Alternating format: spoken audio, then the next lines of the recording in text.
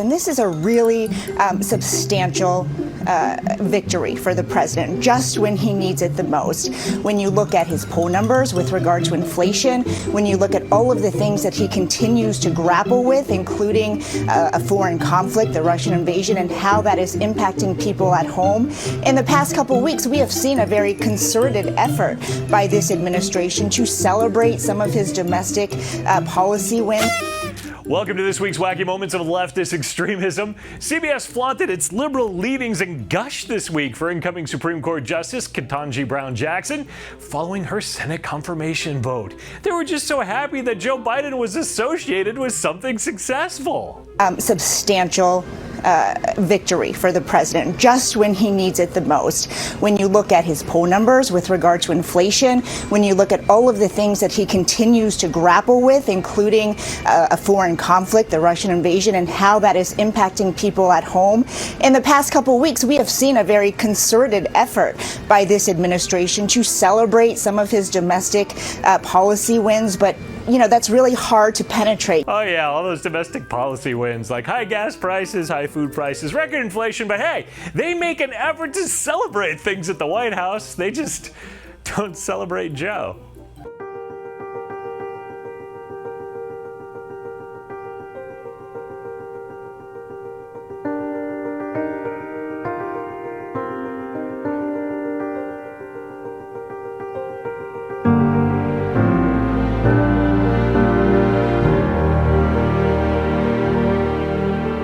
That was so sad. Not quite as sad as the leftist media, just forgetting all that time they spent hyping the 7-hour gap in the White House call logs from January 6, 2021. Oh, it's a cover-up.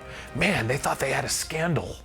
The new questions tonight after a CBS News Washington Post investigation reveals a 7-hour and 37-minute gap in White House call records during the Capitol Hill riot. Stunning new reporting. Explosive new reporting. Bombshell discovery. About the January 6th committee's investigation into a 7-hour, 37-minute gap. 7 hours of missing phone records. Gaps in call logs. That big call log gap. 457-minute gap. A 7-hour, 37-minute gap. 7-hour and 37-minute gap. 7-hour gap. 7-hour gap. 7-hour gap. 7 hours? What could explain a reported 7-hour gap? Is it a cover-up? This is a cover-up.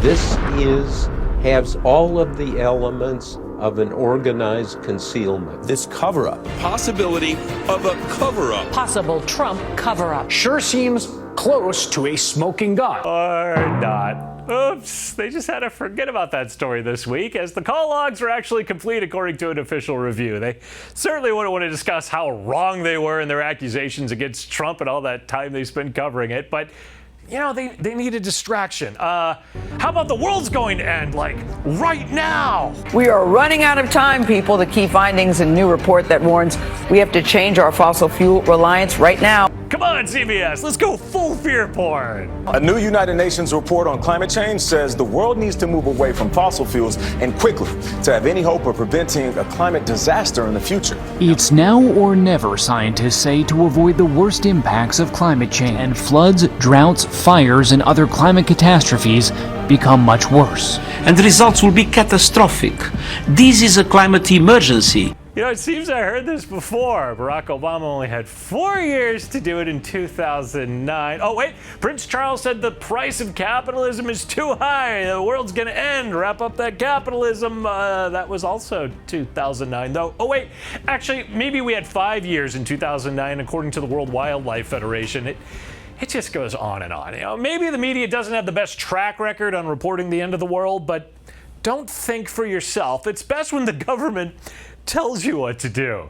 CBS's Gayle King, she doesn't like people taking personal responsibility and making risk assessment for themselves. That's the government's job. I just don't trust their personal responsibility. I don't think people tell the truth about it.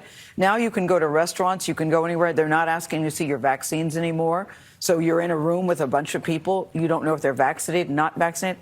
How are we supposed to move in the world these days? How can we go out without the government regulating every moment for us? I mean, personal responsibility?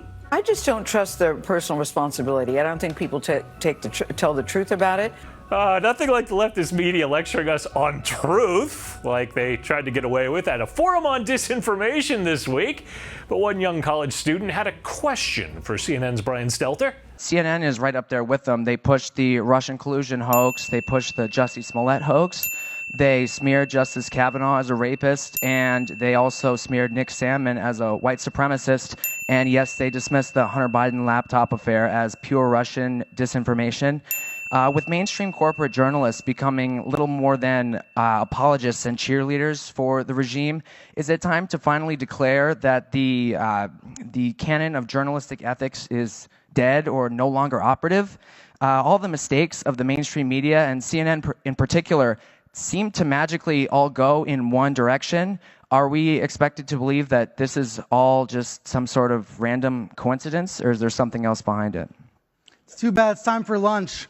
You have 30 seconds. No, I mean, right? there's a clock that says 30 seconds. But I think my honest answer to you, and I'll come over and talk in more detail after this, is that I think you're describing a different channel than the one that I watch. No, little pork chop. We're watching the same channel. The only one that's actually surprised this week that Joe Biden's White House spokesperson Jen Psaki has already circled back with MSNBC for a new show and a new job because of journalism and stuff. I'm surprised there's any concern about this, to be honest. Everyone knows what MSNBC's brand is. Everyone knows what NBC News' brand is. They're two separate things. Is that not obvious to everyone? What is obvious to everyone is the leftist media bias, but Brian just can't see that bias anywhere. I'm surprised there's any concern about this, to be honest. Well, at least not with leftist news operations hiring Democratic administration officials to host programs. But you know, when Dancing with the Stars had a Republican, Stelter was pretty cheesed. ABC has George Stephanopoulos, who was at the White House, of course, during the Clinton years. There's many examples of this. The difference, of course, is the Trump White House's record of misleading the public. All administrations spin. This administration lies consistently, whether it's Sanders or Spicer or other White House aides. And it's all led from the top by a president who lies even about the weather and the time of day. That, I think, is why this does deserve outrage and backlash. How dare a Trump spokesperson appear on a dancing show? He worked for a Republican administration. But it should still be surprising that somebody who misled the public and defended a man who calls the press the enemy would land these kinds of jobs. But you know, it's totally cool that MSNBC is hiring Psaki, a network that claims they have really, really smart viewers who all want to see Donald Trump get arrested. Just ask host Tiffany Cross. But I think our viewers, particularly those cross-connection viewers, have a bit more intellectual curiosity than some people who watch Fox News, let's say. I'm curious, though, your thoughts, Ellie, as a lawyer and a New York Times bestselling author, my friend. Will we ever see Trump have any accountability? Because I think that's what people will tune in for that. You played the music to Cops, the TV show Cops, and march this guy out and put him in the back of the police car and hold his head and everything.